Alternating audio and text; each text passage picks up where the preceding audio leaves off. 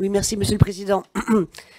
Madame la Ministre, parmi les différentes mesures du plan étudiant que vous présentez aujourd'hui, je voudrais revenir sur celle concernant la suppression de la sécurité sociale étudiante, qui sera remplacée par une contribution vie étudiante dédiée à des activités sportives, culturelles au sein des universités. Vous présentez cette mesure comme un gain de pouvoir d'achat, rendre 100 millions de pouvoir d'achat pour les étudiants, qui certes ne paieront plus 217 euros de sécurité sociale, mais cette contribution vie étudiante qui ira de 60 à 150 euros pour les doctorants. À première vue et prise dans sa globalité, cette mesure constitue bien sûr ce fameux gain que vous évoquez. Mais dans les faits, il est plus juste de dire que cela constitue un gain pour certains étudiants, quand pour d'autres, cela amène une perte. Je m'explique. Vous le savez, Madame la Ministre, les étudiants de moins de 20 ans ne payent pas déjà de cotisation sociale étudiante en premier cycle, en premier cycle. Quant aux doctorants, qui travaillent pour la plupart, ils ne cotisent pas déjà au régime de sécurité sociale étudiant. Donc pour les premiers qui ne seraient pas boursiers, votre mesure implique donc une hausse de 38 euros de l'ensemble des frais nécessaires à l'entrée en université. Pour les seconds, les doctorants, elle amène une hausse de 129 euros. À ce propos, je viens de recevoir ce jour un courrier à ce sujet de la Confédération des jeunes chercheurs. Voilà la réalité que votre brochure ne présente pas. Et par ailleurs, les universités qui accueilleront le plus grand nombre d'étudiants boursiers et donc seront exonérés de cette contribution ne se verrait-elle pas pénalisée par une moindre entrée financière pour la mise en œuvre des actions en matière sociale, de sport et de culture que vous évoquez? Merci Madame Rubin. Je propose de répondre à ces premières questions, Madame la Ministre. J'entends votre question sur les moins de 20 ans, était toujours sur la sécu des parents, etc. Alors, d'abord, ce que je voudrais dire, c'est que là aussi, hein, vous pouvez de manière assez intéressante demander autour de vous si c'était si clair que ça quand les jeunes passaient dans les files d'attente d'inscription, que comme ils avaient moins de 20 ans, ils n'avaient pas à payer les 217 euros. Voilà. Oui, oui.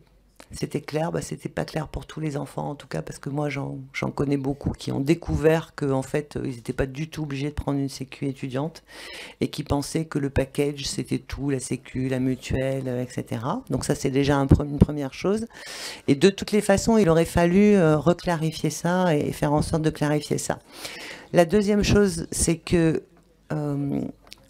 si on prend la cotisation FSDIE, si on prend la cotisation visite médicale, si on prend le coût des cotisations, certes facultatives, de culture et de sport, on est dans une configuration où le premier niveau de cotisation qui a été fixé à 60 euros correspond exactement à ça.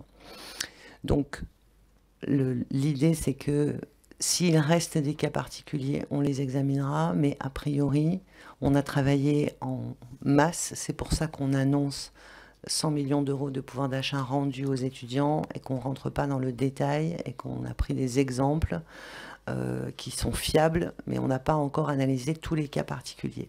En ce qui concerne les doctorants, lorsque les doctorants bénéficient de contrats doctoraux, ils sont de toutes les façons considérés comme des personnels des établissements et donc ils sont exemptés de tout, comme les boursiers.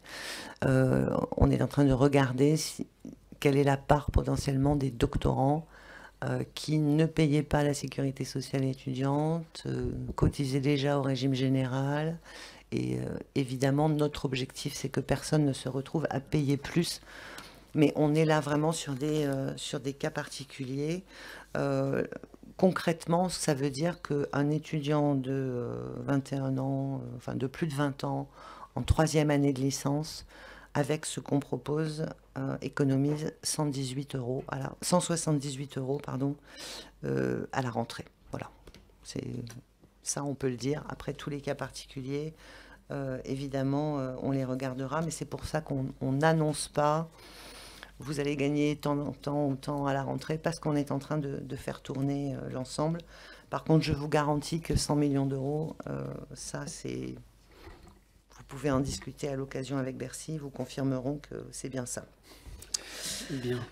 Voilà, je pense que j'ai... Et enfin, oui, dernière chose, hein, cette cotisation, il faut bien comprendre que tous les étudiants... Ah oui, pardon. Euh, Elle concernera l'ensemble des étudiants. Elle sera payée au Crous, de manière à ce que la redistribution se fasse au travers des œuvres sociales. Euh, et voilà. La ligne 18, pardon, donc là, c'est